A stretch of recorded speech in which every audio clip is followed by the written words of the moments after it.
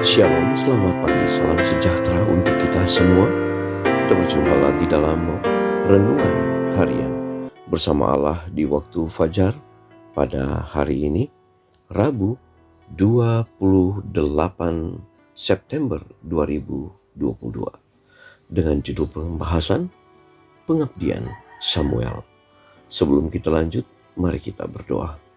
Bapa di sorga, kami akan merenungkan firman-Mu.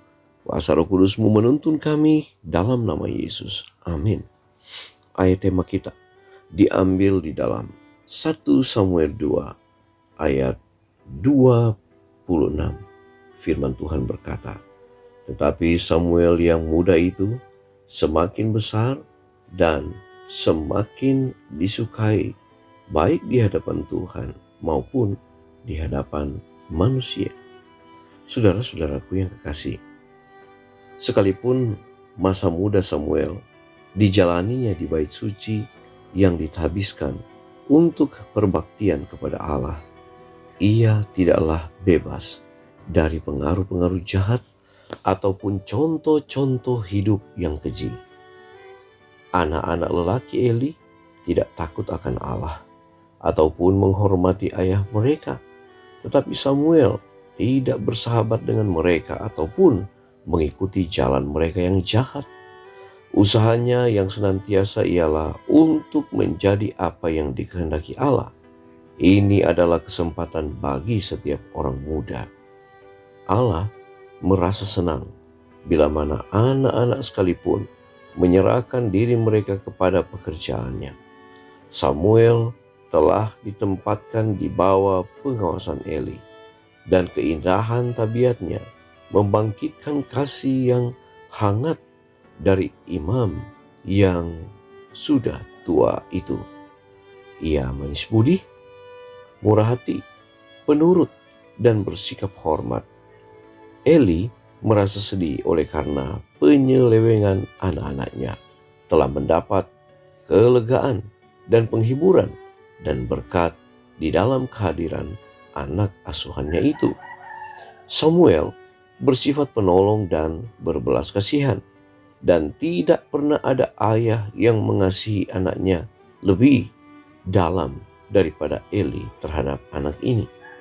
Satu hal yang langka bahwa di antara seorang pemimpin dari satu bangsa terjalin satu kasih yang begitu hangat dengan seorang anak muda yang sederhana. Apabila penderitaan masa tua datang kepada Eli dan ia dipenuhi oleh kecemasan dan penyesalan oleh tindakan-tindakan penyelewengan anak-anaknya, ia telah berpaling kepada Samuel untuk memperoleh penghiburan.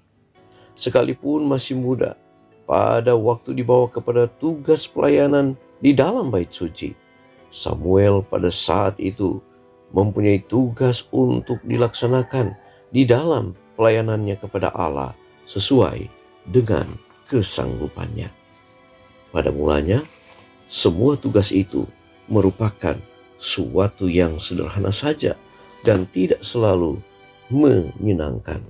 Tetapi semuanya itu dilaksanakan dengan sebaik-baiknya menurut kemampuannya.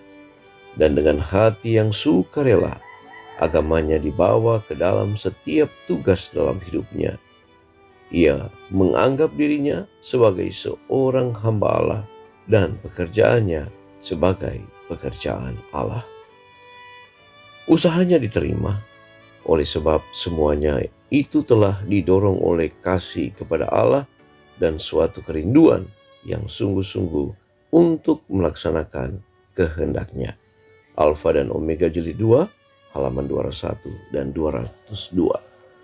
Saudara-saudaraku yang kekasih, pengalaman Samuel menjadi satu pengalaman yang baik.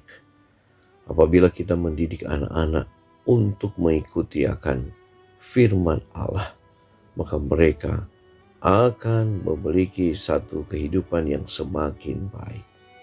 Ketika Samuel dan anak-anak Imam Eli memiliki dua pandangan yang berbeda, maka kita bisa melihat ada yang mendapatkan keselamatan dan ada yang dibinasakan. Tetapi Samuel mendapat kasih karunia Allah dan dia menjadi seorang yang baik, dia seorang penurut oleh karena pilihannya untuk mengikuti akan kebenaran-kebenaran firman Tuhan. Berbeda dengan anak-anak Imam Eli. Mereka harus mengalami sesuatu hal yang sangat tragis oleh karena mereka tidak mau mengikuti akan perintah orang tua, apa terlebih perintah dari Allah. Biarlah kita akan memilih untuk mengajar anak-anak kita hidup dalam takut akan Tuhan, agar mereka boleh menikmati akan satu kehidupan yang diberkati.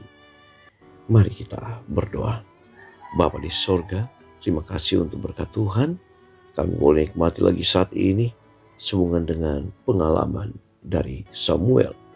Pengabdian yang dia lakukan memiliki satu konsekuensi kehidupan yang baik dan memperoleh jaminan penyertaan perlindungan Tuhan bahkan keselamatan. Bapa di sorga, biarlah Engkau akan menolong kami ketika melaksanakan tugas di sepanjang hari ini. Kami semua dalam naungan Tuhan. Umat-umat Tuhan diberkati, berkat sorga dicurahkan dan dilimpahkan, dan semuanya dikembalikan untuk kemuliaan Tuhan dalam nama Yesus. Amin.